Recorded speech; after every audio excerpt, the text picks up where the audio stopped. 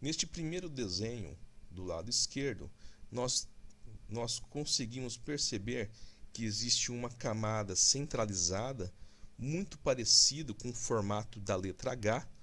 Por isso essa região é chamada área central ou H medular, fazendo alusão ao formato, e essa área mais esbranquiçada é a substância cinzenta, é a substância branca, essa área mais clara. E essa área do H medular propriamente dita, é chamada substância cinzenta. Vocês notem que desta área da substância cinzenta saem prolongamentos nervosos, né, na qual irão fazer as raízes motoras e sensitivas. Mas como é que é formado isso? Então, dessas áreas, né, das áreas centrais, das áreas das substâncias cinzentas, saem as raízes nervosas, tanto anterior quanto posterior, na qual irão formar gânglios. Por isso que normalmente chamamos de gânglios da raiz dorsal, gânglios da raiz anterior. E por sua vez, esses gânglios irão formar ramos, que nada mais é que são os nervos periféricos, como por exemplo o nervo ciático. Se você perceber que esta área central tem um H, e é chamado H medular. E nós temos nessa região três colunas. Nós temos essa coluna que está sinalizada pelo mouse, que é uma coluna que é chamada de coluna posterior. Nós temos essa coluna que está sendo sinalizada pelo mouse, que é chamada de coluna lateral, por estar na lateral.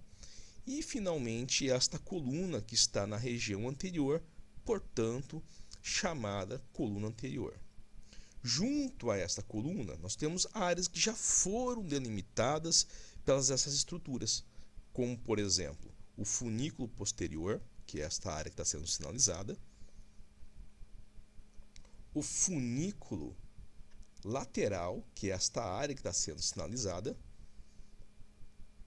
e finalmente delimitada pela fissura anterior e pela coluna anterior, o funículo anterior que está sendo sinalizado. Portanto, essa estrutura que o mouse está sinalizando é denominada funículo anterior. Essas são as divisões anatômicas da medula espinhal. Finalmente, alguns termos vão ser explorados agora, que são termos com correlações clínicas, como, por exemplo, termos epidural, subdural, subaracnoide, que também é chamado de raquimedular, que talvez os senhores já viram em ambiente clínico. Bom, vamos lá pela camada epidural. Se analisarmos de novo as camadas que são compreendidas entre o osso e estruturas do sistema nervoso central, encontramos as meninges de fora para dentro. Dura mater, aracnoide e pia mater, respectivamente. Então, nessa estrutura que é compreendida entre o osso e a dura mater, ela é denominada uma área epidural. Portanto, se uma injeção de anestésico ou uma injeção de punção for feita nessa área, ela é chamada de epidural. Nós temos uma camada compreendida entre dura mater e aracnoide, e esta camada ela é chamada de subdural. Também, se caso uma punção ou uma injeção de anestésico, por exemplo, for feita nesta área, ela é chamada de subdural. E, finalmente, a área raquimedular ou subaracnoide é uma área compreendida entre aracnoide e pia mater.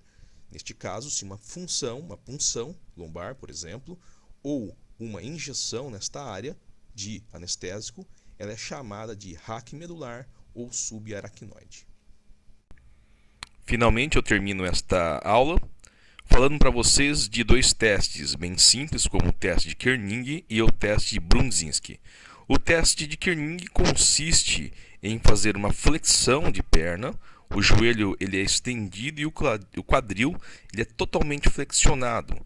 E o avaliador nota uma resistência, no caso aí de uma criança, em fazer este movimento. Muitas vezes um sinal característico deste teste é uma flexão também de pescoço. Um outro teste, que é o teste de Brudzinski, consiste em fazer uma flexão de pescoço, uma flexão cervical, na qual a criança faz automaticamente uma flexão de quadril aí e de joelho também. Esse teste indica que a região da meninge encontra-se inflamada. Muitas vezes encontra com excesso de líquor também. A pressão licórica, a pressão intracraniana muitas vezes pode estar alta. E a importância desse teste é um diagnóstico diferencial, é um teste muito simples no caso, para meningite, visto que é uma doença, a meningite, que afeta muitas crianças e os sintomas coincidem com algo bem simples que é denominado virose. Por quê? São sintomas de vômito, são sintomas de dor de cabeça, são sintomas de febre. Muitas vezes os profissionais da saúde não fazem esse teste, deixam de fazer esse teste, o que determina na morte de muitas crianças por uma deficiência na triagem e na avaliação clínica. Vale aí a pena entender esse teste.